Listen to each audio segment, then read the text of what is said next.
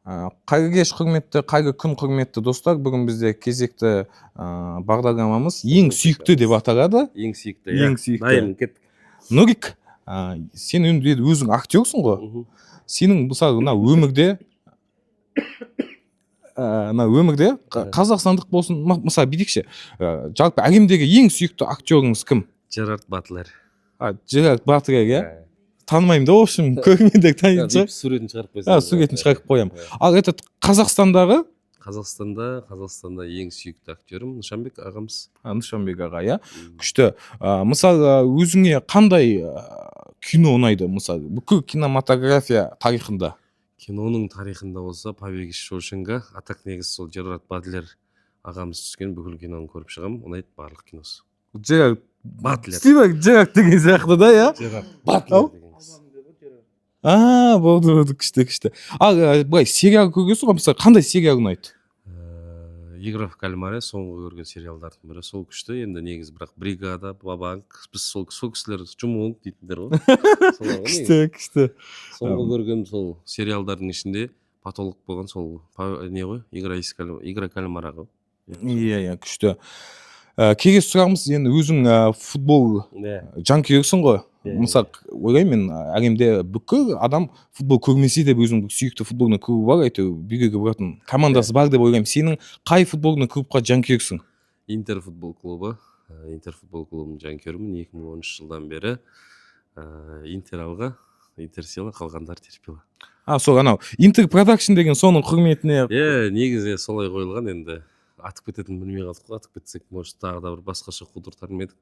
Өзіміз сүйіп қоя салғам ғой, негізі басында сонымен қалып кеттік енді. Шүкір, бұл да жаман емес. Миллион подписчикке жақындап қалдық қой енді. Күшті. Ал өзіңнің мысалға ең жақсы көретін, яғни кумирің кім футболистердің ішінен? Футболистердің ішінен ең қатты жақсы көретін игрогым Пирло. Кумирің Пирло ма? Жоқ, енді ең жақсы көретін игрогым Пирло. Кумир дейтін, енді бізге ят болады ғой, кумир дейтін. Ол бұрын енді болеть ететін қой. Негізі футболистердің ішінде маған полузащитниктер ұнайды. Соның ішінде Андре Пирло, Андрес Иньеста, Хаби сынды полузащитниктердің барлығы ұнайды негізі. Бірақ ішінен атап өтерім сол Пирло, өйткені өзі Интердің жанкүйері болсам да Пирлоны мойындамауға болмайды, ол легенда. Күшті, рахмет сізге. Рахмет. Құрметті достар, біздің кезекті сұхбат алатын адамымыз, ол біздің Джуни бауырымыз, яғни Ғани. Ассалаумағалейкум, қалайсыңдар? Ғани, саған бір кішігірім сұрақтарымыз бар еді. Ең сүйікті деген айдар болып отыр бізде. Сіздің жалпы ең сүйікті актеріңіз кім? Қазақстандағы ма әлде? Жоқ, бүкіл әлемдегі. Том Харди. Қазақстандағы? Қазақстандағы Сафуан аға. Сафуан ағаны, иә? Күшті. Мысалға, мынау не бар ғой? Киноиндустрияда жүрміз ғой енді. Өзіңіздің топ 1 деген ең сүйікті киноңыз қандай? Сериал ма, кино ма? Кино. Кино болатын болса... Бірақ киноны айтыңыз, ең сүйікті. Енді соңғы көргендерімнің ішінде ауру болды. Соңғы көрген киноларымның ішінде. Бүкіл әлемдегі киноңыз сол. Әлемдегі ма? Қазақстандағы ауру. Қазақстандағы ауру. Әлемдегі мен нені қайта көре беремін ғой. Том Хардидің Веном киносын. Веном деген кино, иә, күшті. Советовать етесіз ғой сонда біздің көрермендерге, иә? Иә, бір жағынан көңілді, бір жағынан күшті кино қандай. Если сериал ең сүйікті сериалыңыз? 1286.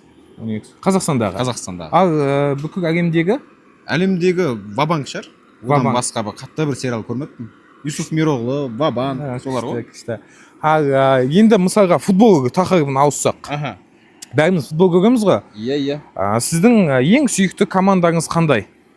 Әрине Реал Мадрид. Реал фансыз ба? Сүйікті деген сөзге Реал ғана лайықты. Да? Қалғандары болеть етем дегенге болады. Сіз ол хейт ақпағым деп қорықпайсың ба? Не үшін? Мысалы, Барса фандар да көп қой. Реал фандар одан да көп. Думайсыз? Әрине. Күшті. Ал өмірде мысалға... Түсінбесеңіз сұраңыз, Реал фандар көп пе, Барса фандар көп пе? Бұл сұраймыз. Жазып кетсін. Мысалға, ал өмірдегі футболистердің ішінде кумиріңіз кім? Ең сүйікті футболистіңіз? Тарихтағы Криштиану Роналду. қазір Мбаппе. иә. Күшті. Сіздермен бірге болған Ғани Беркінбай, Джони, Шашличник. рахмет. Шашликке келіңіздер, шашликке. Шашлик ау. Біздің келесі сұхбат алатын адамымыз ол әрине біздің Әбу Бандит, яғни Иран бауырымыз. Иран, қош көрдік. Қош көрдік. Сізге біздің ең сүйікті деген айдарымыз болып жатыр еді, содан бір екі сұрағымыз бар еді. Хорошо, что туалетте отырып қалмадым, а? Айта бер. Туалетке кіріп кетті ойладыңыз ғой сонда. Конечно. Иран, бізде андай сұрақта, сіздің ең сүйікті актеріңіз кім? Енді өзіңіз актер болғаннан кейін. Әлемдегі ма? Әлемдегі. Киллиан Мерфи. Киллиан Мерфи. Острый қазіргі. Ал Қазақстандағы? Төлен Абзал. Төлен Абзал деген актер бар ма? Иә. Іздесек табады ғой біздің көрермендер, иә? Көрермендер іздесе табады, иә. Төлен Абзал деген. Өнерін көргілеріңіз келсе, Шымкент қаласына Шайын атындағы драма театрға барыңыздар. Күшті. Сол жерде қарауыл. Күшті. Ал не, өзің ұнататын, өзің топ бір кино әлемдегі.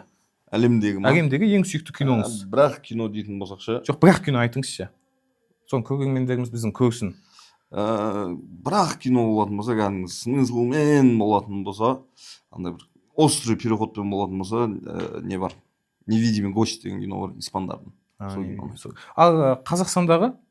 Бәрі көру керек дейтін ба? Жоқ, сенің өзің ең сүйікті, ең топ біріндегі кино. Қазақстандағы кинолардың ішінде Қарой шығар. Қарой ма? Анау сөгіп кететін да, иә? Күшті. Этот сериал жөнінен сөйлессек, ең сүйікті сериалыңыз? Қазақстандағы или әлемдегі? Екеуі де. Қазақстанда «Бесплатный адвокат» деген сериалды өте қатты жақсы көремін. Әлемде сериал көрмеймін мен, негізі сериал көріп нервім шыдамайды. Шынымен. Күшті. Ендігі сұрағымыз футбол. Енді футбол жақсы көретініңізді білеміз. Футболға тақырыбына ауыссақ, қай команданың жанкүйерісіз? Манчестер Юнайтед. Да? Өзі, білесіз бе, Қазақстанда Манчестер Юнайтедтің болельщиктері өте аз екен. Енді баяғы болельщиктер. Біз косяктар ғой, бөлекпіз ғой, өзі бір Манчестер Юнайтед 14 жылдан бері болельщиктердің бәрі сынақта жүрміз ғой, Құдай қаласа.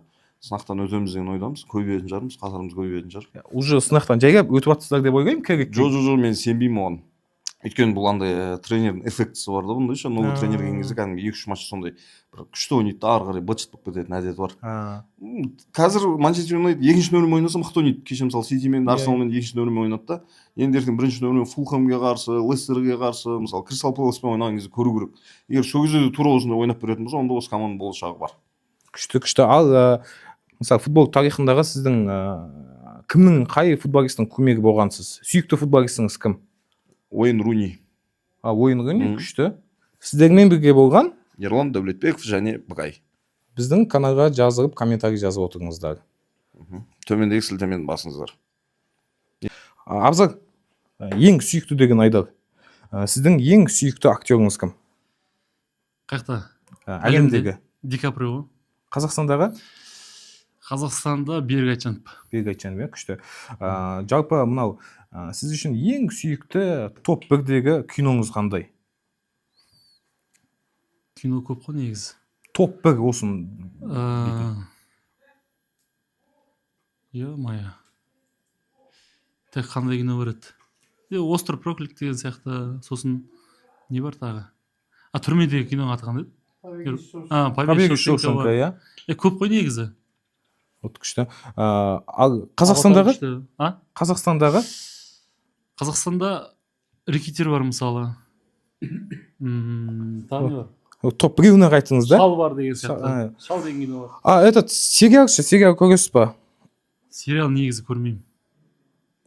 Сериал көрмейсіз, иә? Соңғы рет перекресток деген сериал көргенмін. Күшті. Ал ендігі сұрағымыз, мысалы футбол саласын қазір көрмейтін адам жоқ шығар деп ойлаймын.